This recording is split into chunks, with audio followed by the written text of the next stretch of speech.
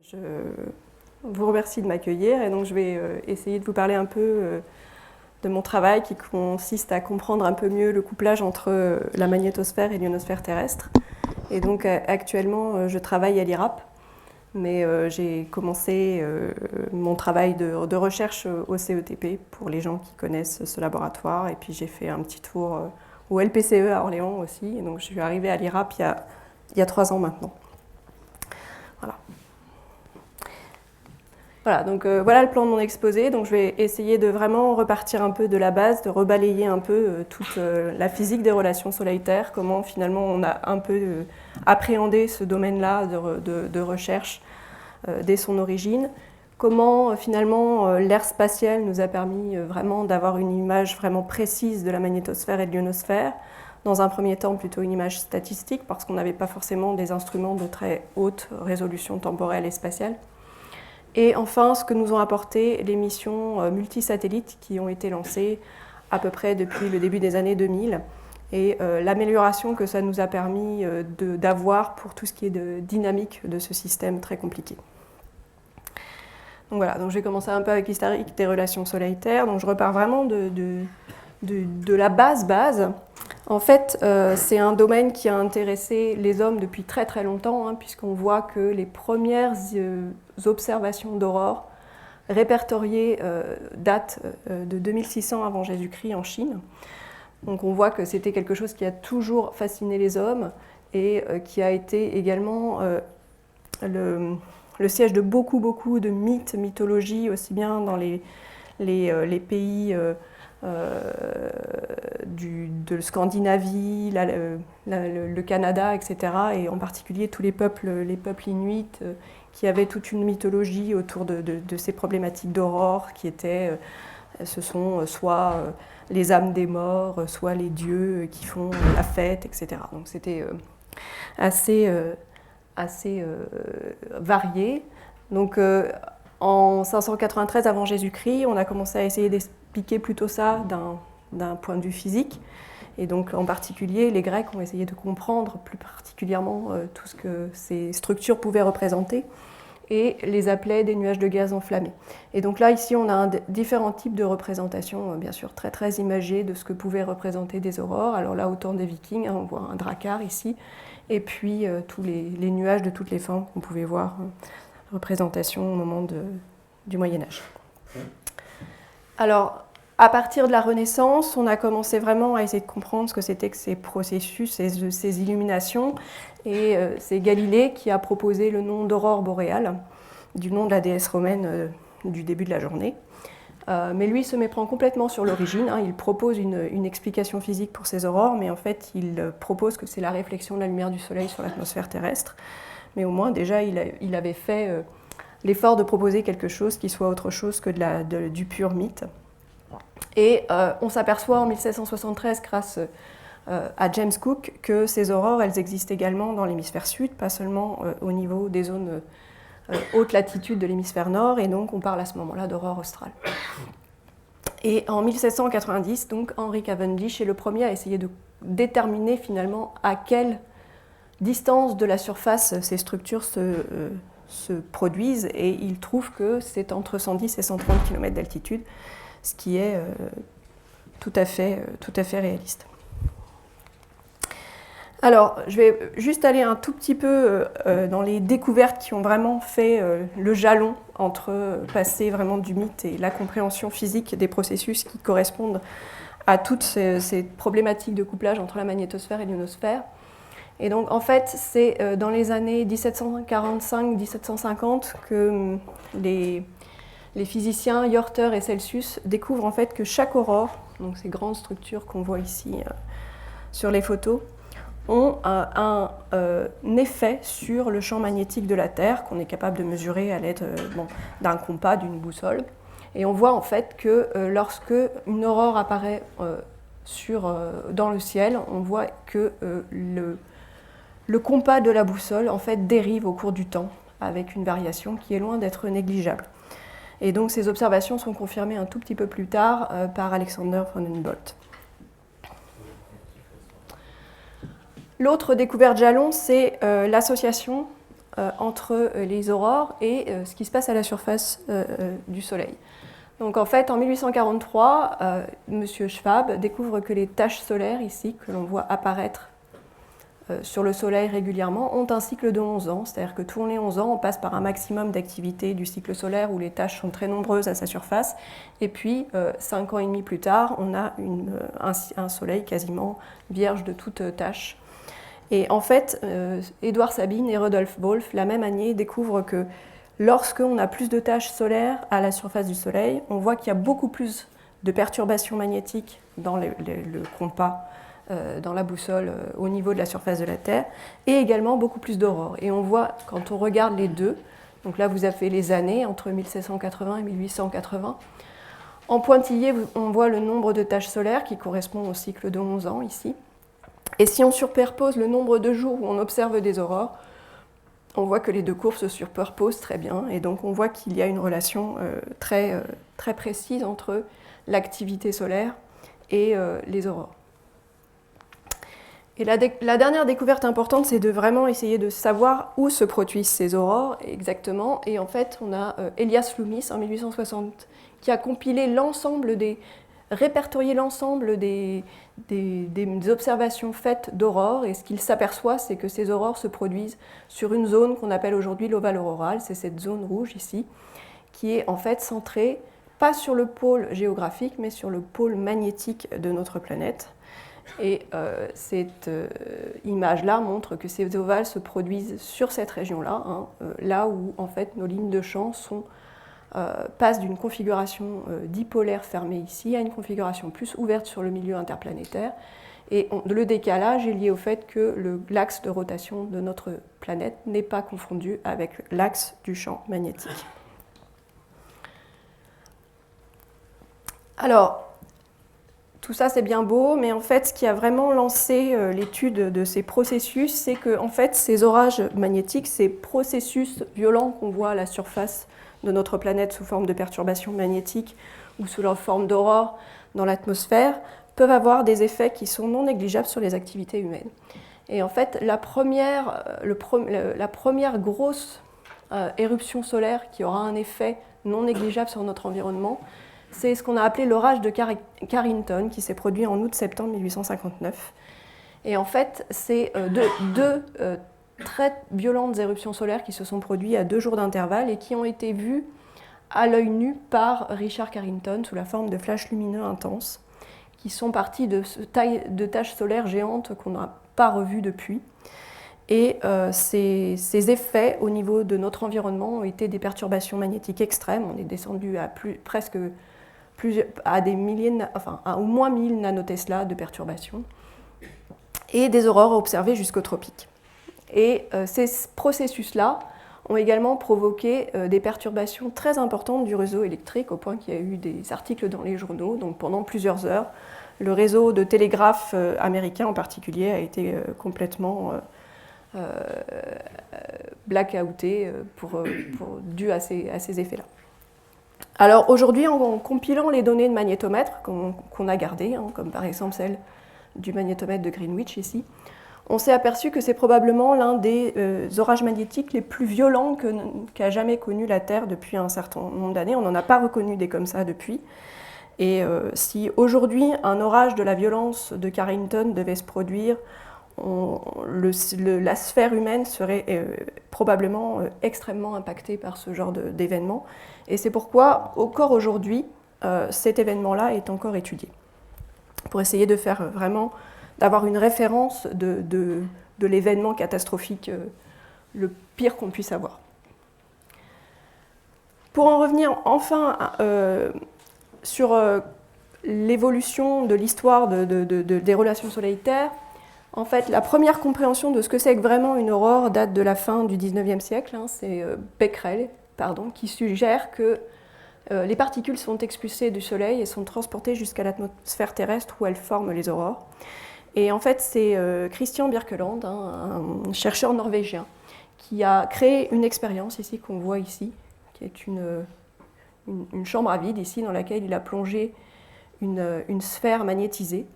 Et il envoie des particules chargées sur cette sphère et il a pu reproduire ici les aurores Donc c'est comme ça qu'il a pu voir que en fait, les aurores sont liées en fait, à l'excitation du gaz par des particules chargées dans son enceinte ici. Et les planètes, enfin, il a nommé cette expérience la Planétérella. Alors à l'époque, sa Planétérella, elle était immense. Il faut voir que ça, c'est juste la partie que l'on voit. Il faut aussi une grosse alimentation haute tension. Il faut une pompe à vide. Et tout ça tenait dans une salle qui faisait à peu près la moitié de la salle dans laquelle on est aujourd'hui. Donc c'était une expérience énorme. Aujourd'hui, on est capable de reproduire ce genre de Planétérella dans un petit cube, dans 1 mètre cube. Voilà. Et donc, en fait, on en a à l'Université de Grenoble, de Toulouse et également à l'Observatoire de Paris, où on peut reproduire comme ça les aurores grâce à ce système-là, mais bien sûr remis au goût du jour, et qui permet en gros de faire aussi bien de l'explication au grand public, mais également des travaux pratiques pour les étudiants. Et donc, il a fallu attendre le XXe siècle pour vraiment que se développe la théorie des relations satellaires telle qu'on la connaît aujourd'hui. C'est la théorie qui a été développée par Sidney Chapman et Victor Ferraro, qui ont vraiment compris l'ensemble des étapes du processus. C'est l'activité solaire qui se manifeste sous forme d'éruptions violentes, qui envoie de larges nuages de matière ionisée dans le milieu interplanétaire, qui va se propager pendant plusieurs jours, de 1 à 3 jours. Et ces nuages vont pouvoir venir heurter le champ magnétique terrestre, le comprimer, causer de larges perturbations magnétiques. Et une partie de cette matière va également pénétrer le bouclier magnétique terrestre, qu'on appelle la magnétosphère.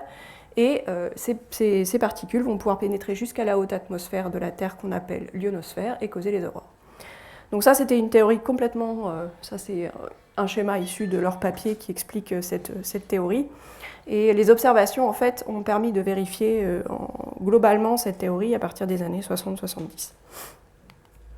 Donc voilà l'image qu'on a à peu près à ce moment-là. Donc vous avez ici le Soleil qui envoie dans le milieu interplanétaire des particules chargées qui viennent de sa surface, des électrons, des ions, très énergétiques, qui entraînent avec elles le champ magnétique du Soleil, qui va venir se propager dans le milieu interplanétaire jusqu'au champ magnétique terrestre, qui va comprimer les lignes de champ côté jour, et qui va les étirer en une longue queue du côté nuit du fait de l'écoulement du vent solaire tout autour de la cavité magnétique terrestre qu'on appelle la magnétosphère.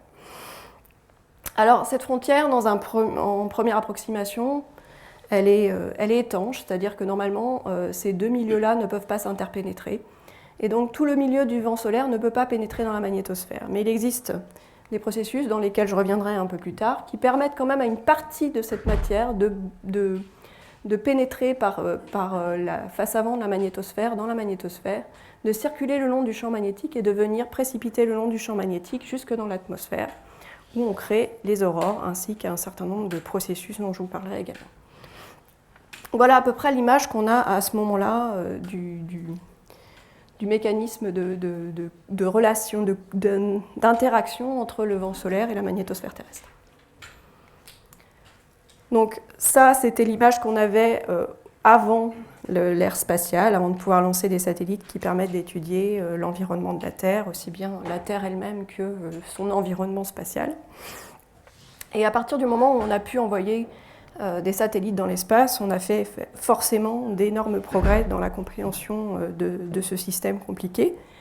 Et donc en fait, les premiers satellites qui ont permis vraiment de lancer ces observations, c'est les satellites que j'ai listés ici, qui sont les satellites AEC, Triad Dynamic Explorer ISE, qui ont soit des orbites basses, c'est-à-dire qui vont orbiter relativement proche de la Terre sur des orbites quasiment circulaires de 400 à 800 km, et puis des orbites également extrêmement elliptiques, qui vont jusqu'à 20 rayons terrestres, ce qui veut dire qu'elles vont pouvoir sortir finalement de notre magnétosphère. Et généralement, ces instruments, ces satellites ont l'avantage d'avoir une charge utile importante avec un certain nombre d'expériences qui permettent vraiment d'avoir un diagnostic complet du milieu en mesurant les fonctions de distribution des particules chargées, ainsi que les champs électriques et les champs magnétiques, aussi bien continus qu'alternatifs, donc tout ce qui est à la base des ondes qui circulent dans ce milieu, ainsi également que des imageurs qui permettent de regarder les aurores, pas depuis le sol, mais maintenant depuis l'espace. Et ici, par exemple, donc une vue d'artiste d'un des premiers satellites lancés, Dynamic Explorer, c'était au milieu des années 70. Et là, le type d'instruments qui permettent en particulier de mesurer les fonctions de distribution des ions, sont des instruments qui ont été là, qui sont un peu plus modernes. Hein. C'était les instruments de la mission Cluster qui ont été développés au CESR, qui est devenu maintenant l'IRAP. Alors, les mesures satellites, elles ont un avantage, c'est qu'on a le diagnostic du milieu. On a un point de mesure dans le milieu qui permet vraiment d'avoir un diagnostic précis, et ça c'est vraiment très très utile et crucial, mais le problème c'est qu'on n'a qu'un seul point, généralement, et que c'est généralement pas vraiment suffisant pour avoir vraiment une vision précise du système. Et donc, très rapidement, on s'est aperçu que c'était bien aussi de pouvoir regarder ce qui se passait au sol, quand on avait à peu près au même endroit que la traversée de satellite. Si on suit les lignes de champ, on va arriver au sol à peu près à la même position, connectée en tout cas, la connexion avec ces lignes de champ. Et donc il était utile à ce moment-là d'avoir également des instruments sol associés. Et donc on a un certain nombre d'instruments sol que je ne peux pas tous vous lister, et on a les caméras plein ciel qui sont bien évidemment celles qu'on connaît le mieux, qui permettent d'observer les aurores directement. Les magnétomètres dont j'ai déjà parlé tout à l'heure, qui permettent de regarder les perturbations magnétiques au sol, mais également un certain nombre de types de radars. Donc on a les radars incohérents, dont le premier date des années 50, hein, c'est Arecibo qui existe toujours, qui émet dans des fréquences qui sont de l'ordre de 100 à 1000 MHz.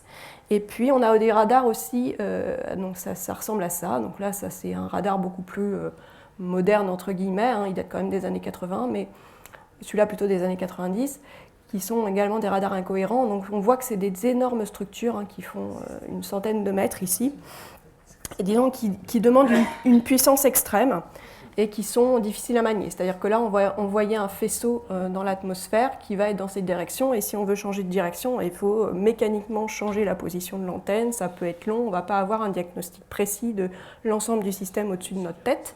Par contre, on a un avantage avec ce système-là, c'est qu'on peut mesurer tous les paramètres thermodynamiques de l'ionosphère, la densité, les températures, la vitesse des particules, et donc vraiment savoir exactement ce qui se passe le long de cette ligne de visée dans l'ionosphère de 90 à 500 km d'altitude. On a également des radars donc, qui ont été développés dans les années 70, qui sont des radars transhorizons, qui ressemblent à des grandes antennes de télé comme ça, qui, eux, permettent en fait juste de mesurer la vitesse du plasma le long de la ligne de visée, donc la vitesse de la matière dans l'atmosphère, dans la haute atmosphère. Mais l'avantage, c'est qu'en fait, ils peuvent sonder très rapidement plusieurs directions et donc avoir un champ de vue vraiment global de l'atmosphère. Et donc on voit ici le champ de vue d'un radar. Donc vous avez ici l'Antarctique. Ça, c'est le radar de Kerguelen qui est représenté ici, qui est le radar français, d'une chaîne qui s'appelle la chaîne de radar SuperDARN. Et on voit que le champ de vue est assez large. Donc si on accumule un certain nombre de radars comme ça, on peut espérer avoir une vision assez complète de la haute atmosphère dans les zones de haute latitude. Donc juste avant de commencer et vous présenter un peu les résultats, je vais parler dans deux repères. Donc je voulais vous les présenter parce que la majorité des observations que je vais vous montrer seront dans ces deux repères, donc je préfère vous les décrire avant. Donc en fait, les mesures satellites qui se font à grande distance de la Terre, généralement, les grandeurs vectorielles telles que la vitesse ou le champ magnétique, on les projette dans un système cartésien qui est celui-là, où l'axe Z est à peu près l'axe du dipôle magnétique, et l'axe X ici est l'axe entre la Terre et le Soleil. Et donc la plupart des mesures de satellites que je vais vous montrer après sont dans ce repère-là. Et puis, par contre, si on regarde des mesures au sol, donc des mesures de radar ou de magnétomètre, on se met plutôt dans un repère sphérique, un repère attaché à la Terre, dans lequel on se centre sur le dipôle magnétique, ici, et pas le dipôle géographique, parce que nous, tout est organisé par rapport au champ magnétique terrestre, bien sûr. Et donc, on a les latitudes ici, qui descendent, donc de 90, 80, 70, 60, 50. Et on se met dans un repère, pas en longitude, mais en temps local, parce qu'on regarde, en fait, tout est organisé par rapport à la direction du Soleil et du vent solaire. Donc on va se mettre dans un système où la Terre tourne en dessous et où par contre la direction du Soleil, qui sera le midi MLT, va rester fixe par rapport à cette direction Terre-Soleil ici. Alors ces satellites qui ont été lancés dans les années 70-80, ils nous ont permis de commencer à vraiment avoir une vision un peu précise du système. En particulier en mesurant, par exemple, la vitesse de la matière dans la haute atmosphère de la Terre, dans l'ionosphère. Et donc, vous voyez ici des vues successives de la calotte polaire nord, donc le pôle nord magnétique est ici, et le Soleil est vers le haut, et donc là on a 5 vues successives avec 5 trajectoires d'un satellite qui s'appelle AEC et qui mesure le long de sa trajectoire en fait la vitesse de la matière. Et donc en fait les petites flèches ici ou les petits segments qu'on voit ici, c'est la direction de la vitesse de la matière dans la calotte polaire.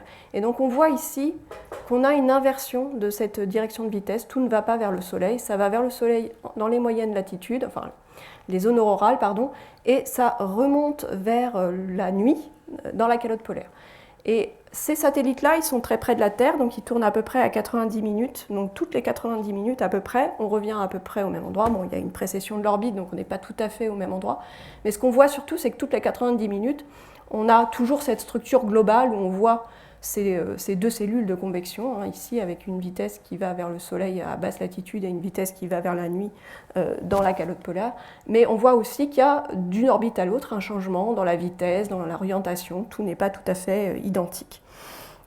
Ça, on peut aussi le voir avec les mesures sol, les fameuses mesures de radar dont je vous ai parlé tout à l'heure, les radars transhorizons. Alors, un radar ne peut mesurer que le long de sa ligne de visée, mais si on a des champs de vue communs des deux radars, on peut reconstruire l'ensemble des vecteurs vitesse. Et donc, on peut retrouver cette structure ici, avec les vecteurs mesurés par ces radars, avec des vitesses qui vont vers le Soleil à basse latitude et des vitesses qui remontent vers la nuit dans la calotte polaire. Et donc là, on ne peut pas vraiment voir varier en temps réel ces structures-là, parce que là, ça nécessite un Moyen-Âge qui n'est pas négligeable. Et là, bien sûr, on a 90 minutes entre les trajectoires. Mais dès lors, quand même, on a pu s'apercevoir que cette structure de convection à l'intérieur de la haute atmosphère de la Terre, elle était variable, et qu'elle était variable au cours du temps, et qu'a priori, elle était dépendante de ce qui se passait à l'extérieur. Dans ces années 80, on a aussi regardé les courants, on n'a pas regardé que la vitesse de la matière, on a mesuré les premiers courants, et en particulier avec le satellite Triade, on a mesuré des systèmes de courants qui circulent le long du champ magnétique, qui encerclent les zones aurorales, donc là où on voit les aurores, avec un système de courant qui est montant, descendant, et de l'autre côté, opposé en signe, montant au niveau plus près du pôle et descendant plus vers les zones aurorales. Et quand on fait une carte statistique, alors là ça veut dire qu'il faut compiler des tonnes de trajectoires du satellite, c'est plusieurs années de données. Le pattern qui ressort, excusez-moi, la morphologie qui ressort de ces courants parallèles, c'est cette double structure de courant qu'on voit ici, avec une région qu'on a appelée la région 2, qui c'est ce courant circulaire qui est le plus vers l'équateur, et ce système de courant plus interne qu'on a appelé la région 1, et où on voit que ces courants sont de signes opposés de part et d'autre. Si on regarde une trajectoire d'un satellite, donc juste une traversée d'un satellite, bon là c'est un satellite un peu plus récent, c'est Champ, on voit qu'on retrouve à peu près cette structure qu'on voit statistiquement. Alors là je ne peux pas vous décrire tous les panneaux, ça serait trop long, mais on va se concentrer sur ce panneau de courant où on voit uniquement les courants qui montent et qui descendent le long du champ magnétique, donc avec des courants qui sont plutôt négatifs dans cette région-là et positifs dans cette région-là, et de même plutôt négatifs ici et positifs ici, où on voit qu'on a bien cette structure bisens, bidirection qui est respectée de part et d'autre de l'ovale auroral, la calotte polaire avec le pôle est à peu près ici au milieu. Par contre, on voit aussi que c'est beaucoup plus complexe que simplement cette grande structure grande échelle, et que même à l'intérieur d'un passage, on a plein de sous-structures, de petits courants qui apparaissent, qui montrent la complexité du système. Grâce à ces satellites aussi, on voit pour la première fois les aurores directement dans l'ensemble de l'ovale auroral. On n'a plus besoin de compiler cette image statistique avec chacun dit « j'ai vu une observation d'une aurore à tel endroit, à tel jour ». Et donc on peut voir l'image entière de l'ovale auroral, donc là c'est des caméras qui datent des années 80 encore, donc on voit que dès les années 80 on a déjà une instrumentation de très grande qualité, où on voit ici l'ensemble de l'ovale auroral, et ce qu'on voit, c'est que finalement l'image statistique qui avait été observée en 1860 est exactement ce qu'on voit en image instantanée. Et on voit que cette structure-là, bien sûr, par contre, on voit la zone la plus probable d'observation d'aurore, elle est à peu près identique à la zone instantanée où on va avoir les aurores, mais on voit plein de sous-structures très compliquées à l'intérieur de cette aurore, de cet ovale qui est loin d'être continu, avec des illuminations très localisées, et des endroits où il y a plutôt des extinctions, etc., etc. Donc on a une sous-structure très complexe avec des imbrications d'échelles entre les grandes échelles où on voit l'ovale auroral en entier, cette structure de convection en entier, ces grands systèmes de courants qui sont tous reliés, et puis à l'intérieur toute une zoologie de sous-structures très compliquées. Donc là, je me suis attachée à vous montrer un peu les observations qu'on avait faites à très près de la Terre, avec des satellites qui orbitent autour de 400-800 km. Mais comme je vous le disais tout à l'heure, on a aussi des satellites qui ont été très très loin dans la magnétosphère et qui ont pu sonder les régions les plus externes du système.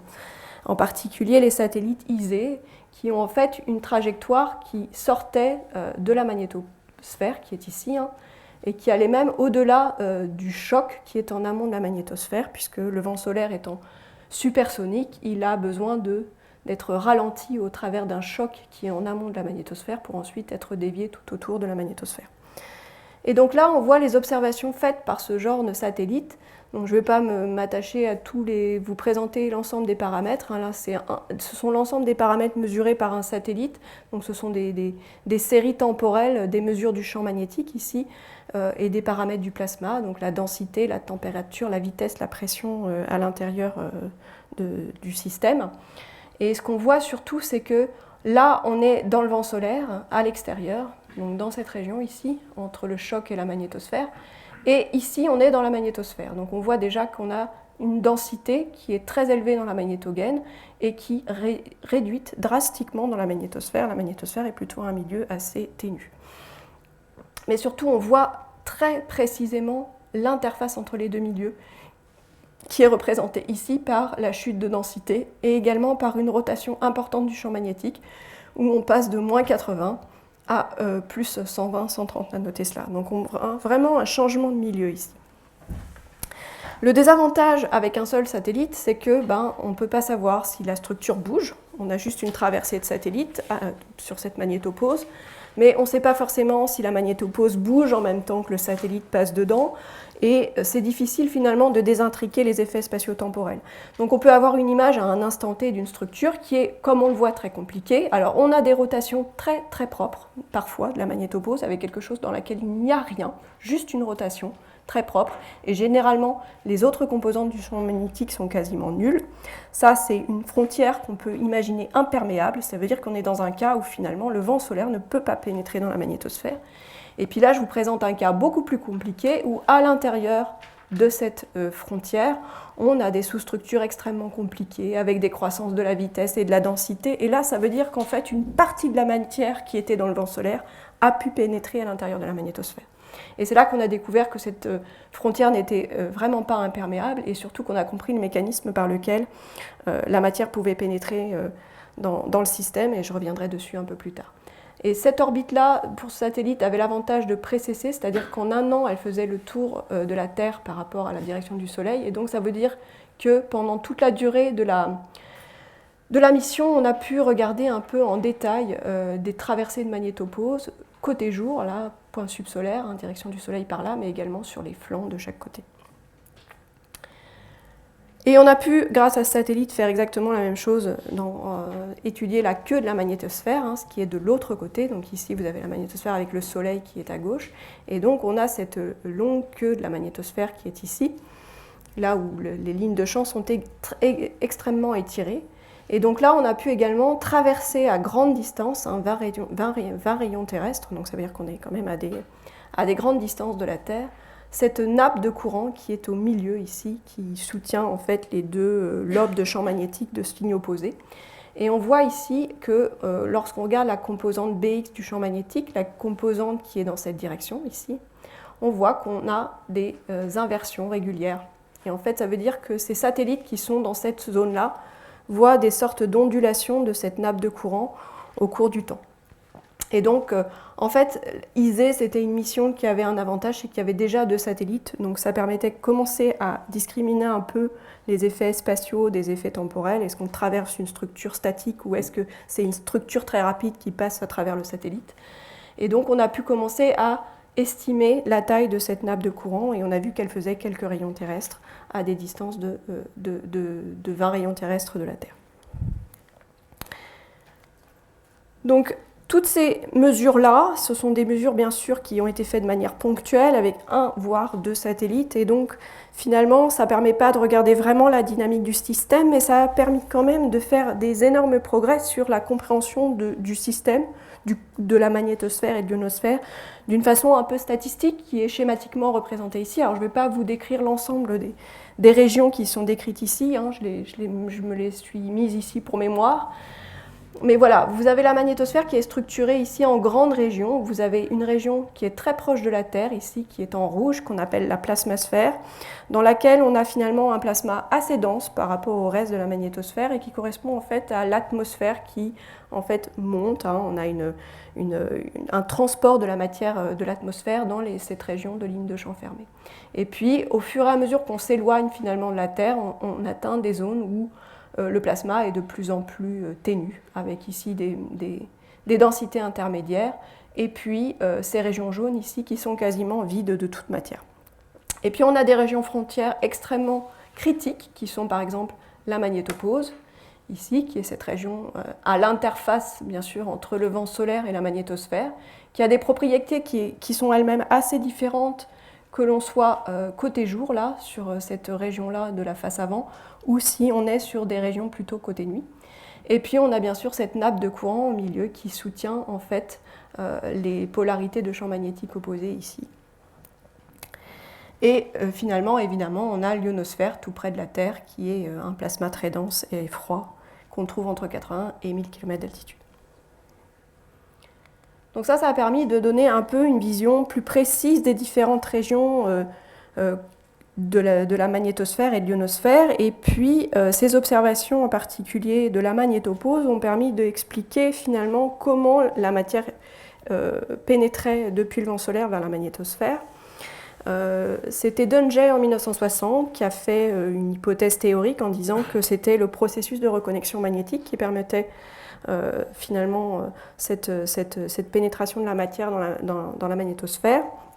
Et dans les années 80, grâce aux observations de ces premiers satellites, on a pu observer finalement ces signatures de la reconnexion. Alors la reconnexion, qu'est-ce que c'est ? En fait, donc on est dans un milieu ionisé avec des particules chargées, des électrons, des ions, qui circulent le long du champ magnétique.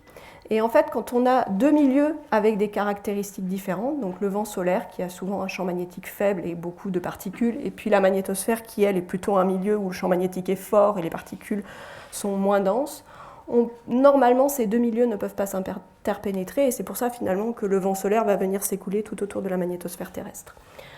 Malheureusement pour nous, ou peut-être heureusement parce que ça nous permet de voir les aurores, en fait, ces deux milieux peuvent quand même se reconnecter, s'interpénétrer grâce à ce processus de reconnexion qui permet en fait une recombinaison des champs magnétiques entre le vent solaire et la magnétosphère, et donc en reconstruisant des lignes de champ qui vont être en fait pour moitié du vent solaire et pour moitié de la magnétosphère. Comme les particules girent le long du champ magnétique, ces particules vont pouvoir pénétrer le long du champ magnétique. Et ça, c'est ce qui va se produire généralement sur la face avant de la magnétosphère. Et donc toutes les particules qui girent le long des lignes de champ du vent solaire, si elles arrivent au point de reconnexion ici, eh ben, elles vont continuer leur giration plus sur les lignes de champ du vent solaire, mais sur les lignes de champ sur lesquelles elles ont été reconnectées dans la magnétosphère. Et elles vont atterrir dans la haute atmosphère de la Terre. Donc ça, on sait que c'est un processus universel dans l'univers. On a aujourd'hui des observations de tels processus au niveau des toiles, etc. Et dans le cas de la magnétosphère, c'est un phénomène extrêmement important qui est responsable de 80% de la dynamique du système et qui permet donc la pénétration de matière, d'impulsion et d'énergie depuis l'extérieur. Comment ça se produit exactement ? Donc vous avez ici la vue de la magnétosphère vue du côté, hein, donc on a le Soleil qui est par là. C'est comme si on se mettait dans le plan équatorial et qu'on regardait la Terre depuis le côté soir. Et donc en fait on a les lignes de champ interplanétaires ici dans une direction particulière qui vont venir en fait s'impacter contre la magnétosphère ici. Et si les deux champs sont en sens opposé, Donc là, on a une ligne qui va vers le sud et la ligne de champ dipolaire terrestre, elle va vers le nord. Là, on peut produire de la reconnexion. Ça veut dire qu'on peut ouvrir des lignes de champ. Ça veut dire que ces lignes de champ, là, elles vont se couper et on va avoir donc des nouvelles lignes de champ qui vont être ouvertes sur le milieu interplanétaire d'un côté et qui vont être connectées à la Terre de l'autre. Le vent solaire, lui, il continue de toute façon à être entraîné vers l'extérieur. Et donc toutes ces lignes de champ qui continuent d'un côté à être ouvertes sur le milieu interplanétaire, elles vont aussi être entraînées vers le côté nuit de la magnétosphère. Donc toutes ces lignes de champ ouvertes vont venir en fait s'empiler du côté nuit de la magnétosphère. Le problème, c'est qu'en empilant ces lignes de champ du côté nuit, on change la topologie magnétique de la queue magnétosphérique, on lui donne une énergie magnétique très importante, on rend instable cette région-là du système. Et donc, pour que ce système-là finalement puisse revenir à un état normal, il faut que ces lignes de champ-là puissent également se reconnecter côté nuit pour reproduire des lignes de champ fermées. Là, on a des empilements de lignes de champ ouvertes des deux côtés. Elles vont s'empiler, elles vont finir par se reconnecter. Et là, on va avoir de nouveau un mouvement de la matière vers la Terre pour redonner des formes plus dipolaires aux lignes de champ magnétique et revenir à une configuration beaucoup plus stable du système. Et donc ça veut dire que la matière attachée à ces lignes de champ va avoir tendance à avoir un mouvement à l'intérieur de la magnétosphère qui va suivre le mouvement des lignes de champ, c'est-à-dire dans la direction antisolaire sur les zones les plus polaires, et un mouvement de convection de retour sur les flancs, parce que bien sûr là ça va revenir comme ça, mais une fois que ça arrivera trop près de la Terre, il va falloir que ça passe des deux côtés puis que ça revienne du côté jour, et donc une circulation plus dans la direction solaire de part et d'autre. Et c'est comme ça qu'on crée ces deux cellules de convection que je vous montrais dans l'ionosphère. Alors pourquoi la magnétosphère et l'ionosphère voient la même chose? C'est qu'en fait, la convection ionosphérique, c'est l'image de la convection magnétosphérique. C'est-à-dire que tout mouvement de la matière dans la magnétosphère se projette exactement à l'identique dans l'ionosphère, à la convergence des lignes de champ près, c'est-à-dire que si ici on a une vitesse de quelques dizaines de kilomètres par seconde, on sera à quelques centaines, milliers de mètres par seconde dans l'ionosphère. Et ça, c'est possible uniquement parce que finalement, on n'a pas de possibilité d'avoir de champ électrique le long des lignes de champ.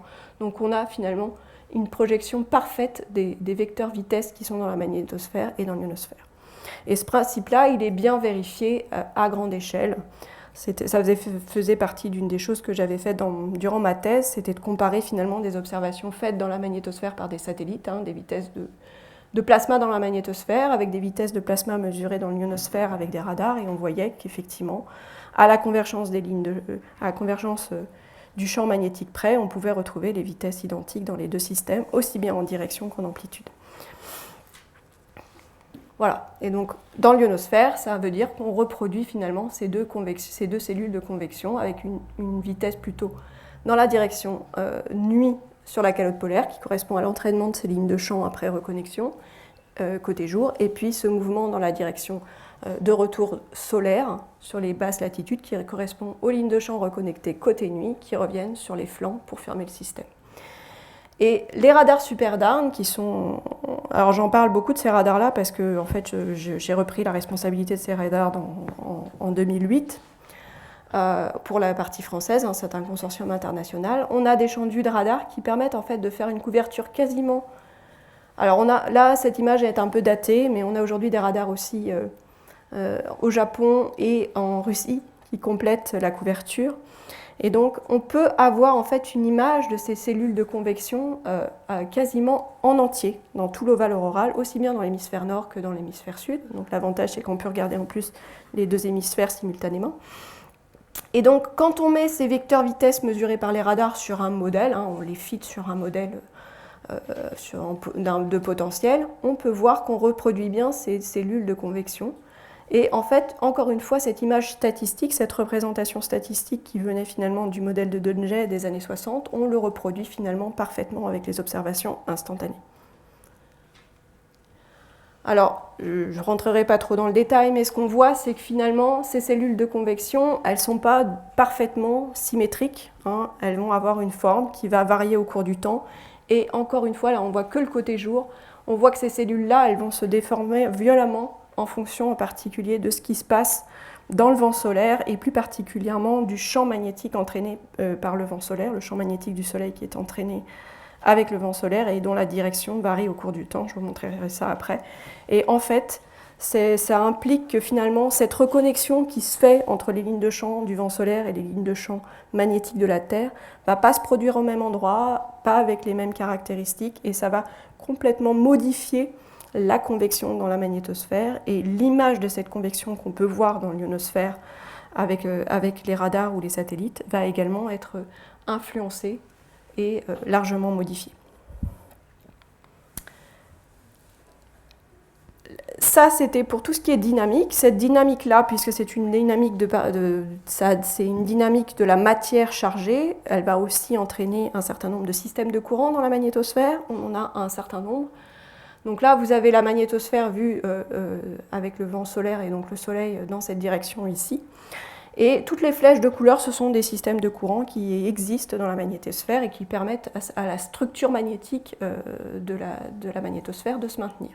On a un courant ici à la surface de la magnétosphère, donc c'est ce courant vert ici qui circule dans cette direction, qui tourne autour ici d'une région qu'on appelle le cornet polaire, qui est la région de point nul, et qui vient tourner de l'autre côté et qui peut également tourner comme ça dans la queue de la magnétosphère, et également venir se fermer à l'intérieur avec cette nappe de courant de queue dont je vous ai parlé tout à l'heure.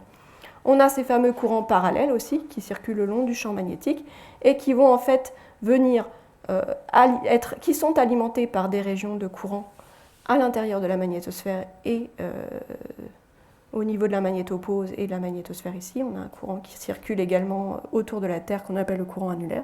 Et ces courants-là sont en fait dévier le long du champ magnétique et venir se fermer ici dans l'ionosphère selon un système extrêmement compliqué. D'ailleurs, il est là le système très compliqué, c'est-à-dire que les courants parallèles dont je vous parlais tout à l'heure, qui sont le long du champ magnétique, ils vont venir en fait se fermer à l'intérieur de la calotte polaire ici et également sur les zones aurorales ici. Pas trop entrer dans le détail. Et donc là, on retrouve la distribution, encore une fois, côté jour de ces courants, le courant montant, courant descendant en fonction du signe. Et encore une fois, si on essaye de comparer cette distribution des courants parallèles, donc des courants qui circulent le long du champ magnétique en fonction des conditions du milieu interplanétaire, donc du vent solaire, en fonction de la direction du champ interplanétaire dans le vent solaire, on voit que cette distribution de courants, encore une fois, elle est extrêmement variable, et donc ça veut dire que les propriétés de couplage entre le vent solaire et la magnétosphère varient énormément en fonction des conditions du vent solaire, et en particulier du champ magnétique interplanétaire et des conditions qu'on peut avoir de reconnexion entre le vent solaire et la magnétosphère. Donc, durant les années 70-90, donc là c'est un peu ce que je vous ai présenté, c'est une image avec des satellites qui avaient il n'y avait pas beaucoup de satellites, pardon, il y avait une résolution temporelle qui n'était pas extraordinaire, bien sûr, parce que c'était les premiers instruments qu'on envoyait. Mais ils ont quand même permis une extraordinaire amélioration de l'image à grande échelle du système magnétosphère-ionosphère, avec une meilleure compréhension en particulier des imbrications entre les grandes et les moyennes échelles. C'est-à-dire qu'on a un système qui évolue d'une certaine manière à grande échelle, avec ses grandes cellules de convection, ses grands courants. Mais on a également plein de petites sous-structures à l'intérieur qu'on peut observer et dont la compréhension physique n'est pas forcément évidente. Donc à cette époque-là, on avait encore une vision vraiment statique et statistique du système. Et puis, à partir des années 2000, on a eu une vision de plus en plus dynamique du système, et ça a été apporté essentiellement par des modèles numériques puissants, par un maillage affiné des réseaux d'instruments sol, donc en particulier ces radars dont je vous parlais, mais également des caméras plein ciel, des magnétomètres, une extraordinaire amélioration de la résolution temporelle des instruments, et le lancement de missions multisatellites pour dissocier ces fameux effets spatiaux et temporels, donc en particulier clusters. Donc c'est à ça que maintenant je vais m'attacher de vous présenter quelques résultats pour la fin de cette présentation. Donc je vais juste revenir sur la variabilité du vent solaire parce que je pense que c'est ça qui est quand même assez critique. Donc je ne vais pas rentrer vraiment dans le détail de tout ça, mais ce qu'il faut voir ici, c'est qu'on a ici des données d'une mission qui est dans le vent solaire, qui est en amont de la Terre et qui permet finalement de nous donner un diagnostic du vent solaire juste avant qu'il vienne impacter sur la magnétosphère. Et donc à 1 heure d'intervalle à peu près, on peut avoir les mesures de ce que le vent solaire va nous donner au niveau de la magnétosphère et comment finalement on va pouvoir essayer de savoir quelle sera la nature du couplage avec la magnétosphère. Et ce qu'on voit par exemple ici, c'est la direction du champ magnétique. Donc on a juste une composante du champ ici, mais on voit que ce champ il est extrêmement variable au cours du temps. Et de même, la densité et la vitesse vont elles aussi subir des sauts qui ne sont pas négligeables.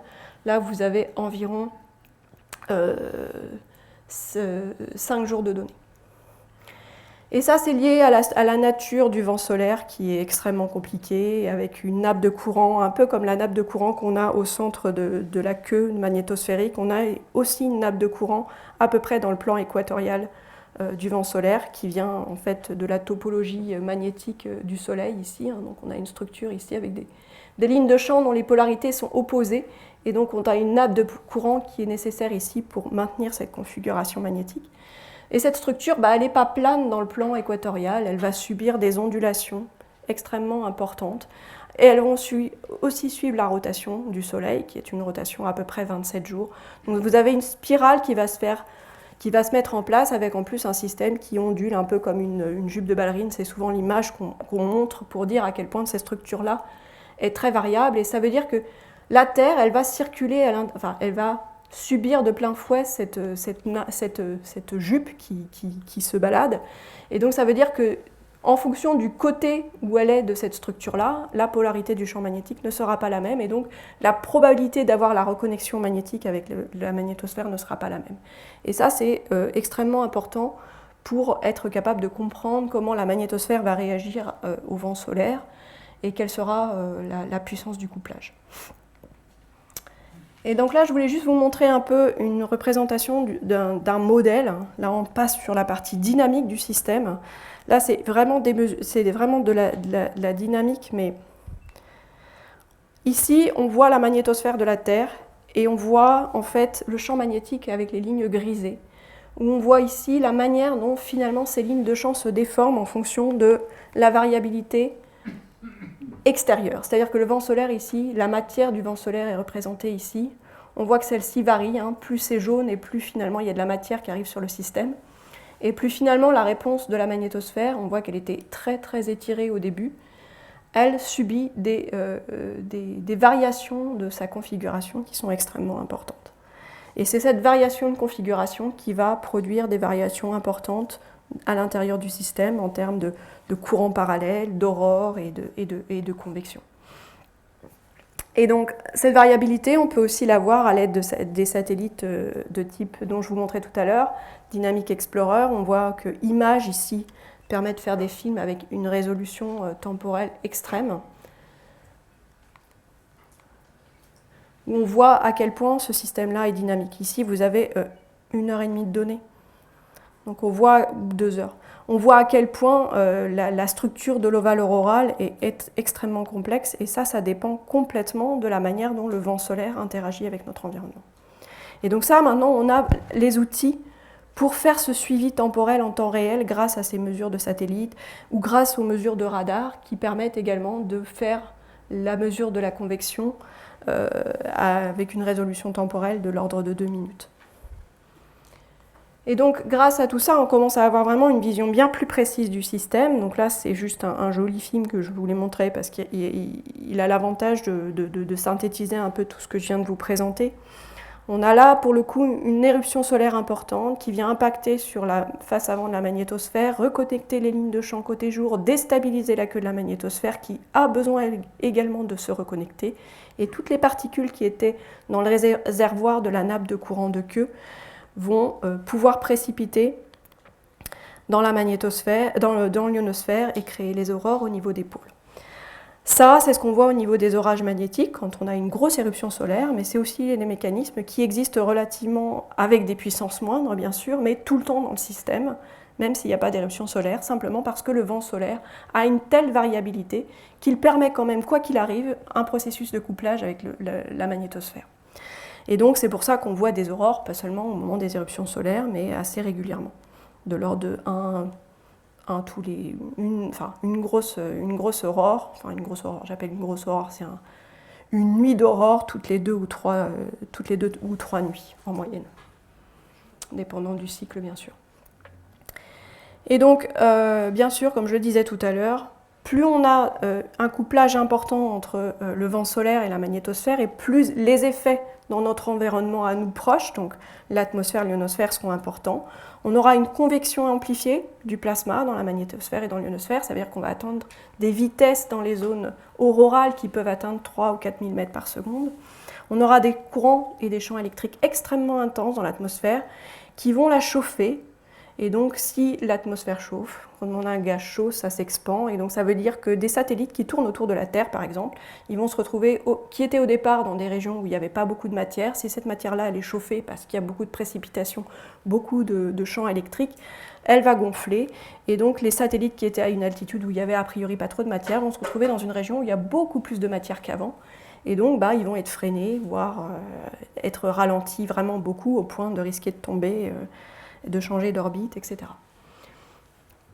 Donc, je ne vais pas du tout rentrer dans la problématique de la météorologie de l'espace aujourd'hui, mais au-delà de la compréhension du système magnétosphère-ionosphère qui est importante pour nous, on a aussi toute cette problématique plus sociétale d'essayer d'être capable de prédire ces propriétés-là, de couplage entre le vent solaire et la magnétosphère, de manière à un jour être capable de pouvoir prédire quand est-ce qu'un satellite risque de tomber parce que l'atmosphère gonfle, par exemple. C'est un peu schématique, mais c'est un peu ça l'idée.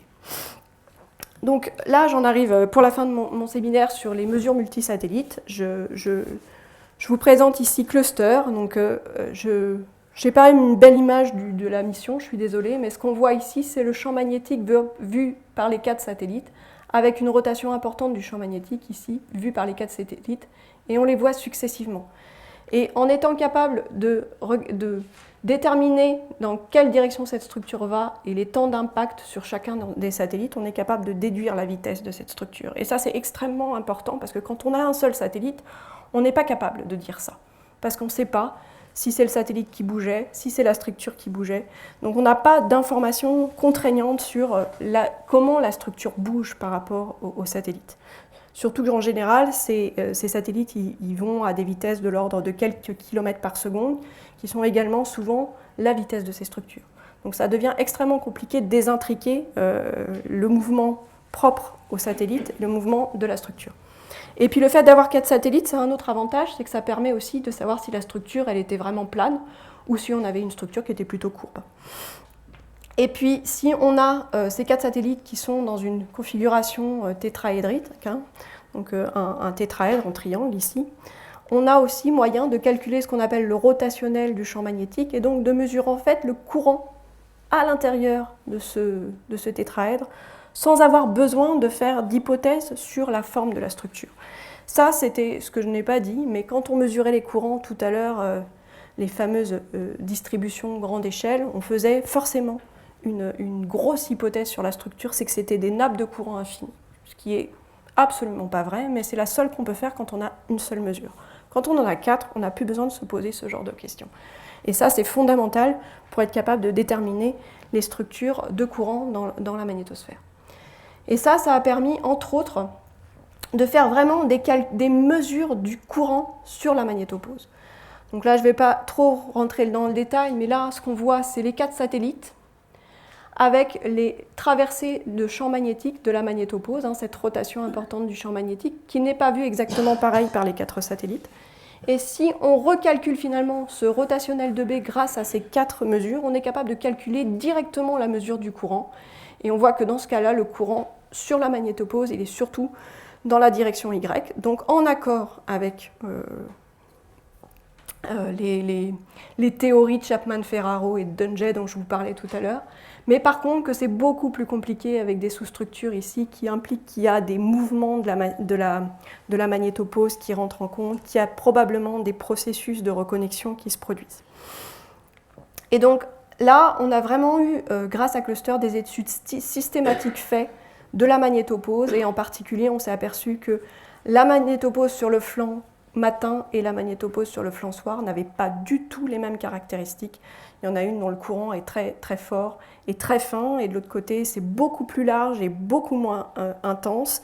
Et ça fait partie des choses pour lesquelles on ne sait pas répondre pourquoi finalement la magnétosphère est si asymétrique entre ces deux flancs. On pourrait imaginer qu'a priori, c'est pas de raison de passer différemment des deux côtés, et pourtant, si.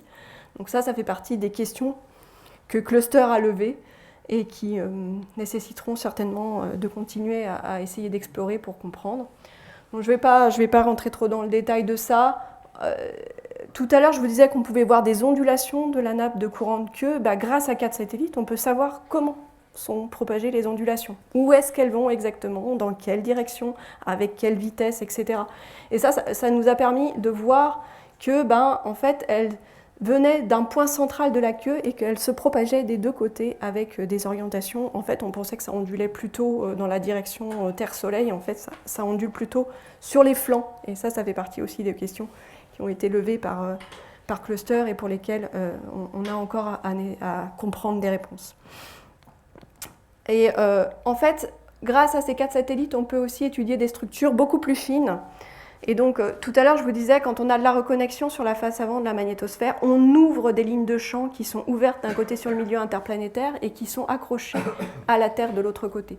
En fait, cette reconnexion, elle ne fait pas « Ah, j'ouvre et puis je laisse le système ouvrir, ouvrir, ouvrir ».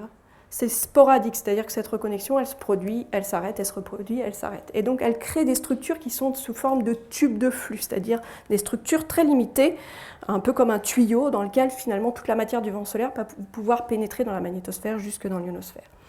Et en fait, grâce à 4 satellites, on peut aller beaucoup plus loin sur la structure de ces tubes-là et se rendre compte que l'image bête et méchante qu'on a, que c'est un tube tout rond, mais que c'est une structure avec une forme extrêmement compliquée, une forme concave à l'avant, une forme turbulente à l'arrière, et ça c'est parce qu'on a 4 mesures de satellites qu'on peut se permettre de tracer finalement la courbure de cette structure ici, et également regarder la structuration des courants, avec un courant descendant sur le bord polaire, et puis une structure remontante, avec finalement un système de courant qui se ferme ici dans l'ionosphère. Et pour SWARM, on a l'avantage maintenant avec 3 satellites. Donc SWARM, il faut se rappeler que c'est une mission qui a été lancée assez récemment, fin 2013, donc les premières mesures datent de 2014. Avec 2 satellites comme ça, ou 3, on a encore le moyen finalement sans trop d'hypothèses, de calculer le courant entre les trajectoires des 2 satellites ici. En prenant un point de mesure d'une trajectoire d'un satellite, puis un point quelques secondes plus tard, et identiquement pour l'autre, on peut de nouveau calculer la circulation du champ magnétique ici et en déduire le courant à l'intérieur de cette surface ici. Là, on fait l'hypothèse que le courant il circule perpendiculairement aux orbites des satellites, mais à l'altitude de SWARM, qui est autour de 500 km, les courants sont essentiellement le long du champ magnétique, ces fameux courants région 1 et région 2.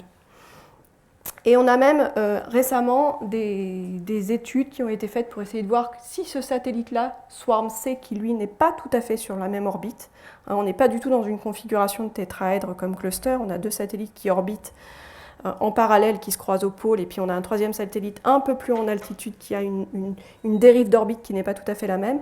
On a quand même des moments où ce 3e satellite peut se retrouver au-dessus des 2 autres, et on peut de nouveau calculer cette circulation-là, avec plus de points, mais 3 points de mesure, et donc avoir vraiment une idée précise du champ magnétique. Donc, on commence juste à travailler sur SWARM, donc je ne vais pas vous présenter des milliards de résultats dessus, parce que c'est une mission assez récente, dans laquelle on a dû, pour beaucoup de raisons, s'investir pour pouvoir calculer ces paramètres et de courant. Ce qu'on cherche, nous, à étudier, c'est vraiment le couplage entre la magnétosphère et l'ionosphère. Donc on a généralement besoin d'avoir également des mesures sol conjuguées et trouver des bonnes configurations où les satellites vont passer juste au-dessus de notre radar, où c'est pas toujours évident. Donc on a pour l'instant fait une première étude qui nous a permis vraiment de nous mettre dans les données de SWARM, de vraiment les étudier en détail. On a cette orbite-là, alors là on voit le pôle nord magnétique avec toujours le soleil vers le haut, on est dans la configuration où on est du côté nuit, donc on regarde vraiment des effets qui viennent de la queue magnétosphérique lointaine et qui viennent se projeter dans l'ionosphère côté nuit. On a notre fameux radar incohérent, donc ces grosses antennes que je vous montrais, ces grosses antennes paraboliques qui permettent d'avoir vraiment un diagnostic précis du plasma, qui est en fait juste en dessous de la trajectoire des 3 satellites SWARM. Et là, on est en tout début de la mission SWARM, c'est-à-dire tout début de 2014, et donc à ce moment-là, les 3 satellites sont en train de se mettre dans leur configuration finale. Et ça veut dire qu'à ce moment-là, on n'a pas les 2 satellites qui orbitent exactement en parallèle l'un de l'autre avec un autre qui est un peu plus au-dessus. Ils sont tous les 3, ils se suivent tous les 3, avec quelques minutes d'écart. Alors là, on ne peut pas utiliser la méthode qui permet de calculer le rotationnel de B, comme tout à l'heure. On est obligé de faire des hypothèses un peu grossières pour calculer le courant, hein, de dire que les structures sont alignées suivant des nappes de courant infini. Mais l'avantage, c'est qu'on peut regarder comment cette structure elle évolue à quelques minutes d'intervalle avec les trajectoires de 3 satellites qui passent exactement au même point à quelques minutes d'intervalle. Donc je ne vais pas rentrer dans le détail de tous ces schémas-là, mais en fait, le vert ne marche pas très bien, mais on a ici les 3 satellites qui voient cette structure de courant ici, et on voit avec beaucoup de détails la déformation de cette structure de courant. Il faut savoir qu'il y a 2-3 minutes d'écart. Alors là, on a l'impression que c'est superposé, mais c'est parce que c'est pas tracé en fonction du temps. C'est tracé en fonction de la latitude magnétique, parce qu'on voulait savoir si finalement cette structure de courant, elle se produisait exactement au même endroit. Et il se trouve que là, on voit qu'elle se produit, pour le premier satellite qui passe, SWARM B, beaucoup plus bas en latitude, à 73 degrés de latitude, que les 2 autres. Ça veut dire qu'en quelques minutes, il y a eu plus de 150 km, la structure s'est déplacée de plus de 150 km vers le pôle. Et donc, ce qu'on a voulu savoir, c'est si ce système de courant, il avait un effet sur l'ionosphère conjuguée. Et donc ça, c'est pour ça qu'on avait besoin du radar S4 qui va nous donner finalement la manière dont le plasma se comporte dans l'ionosphère.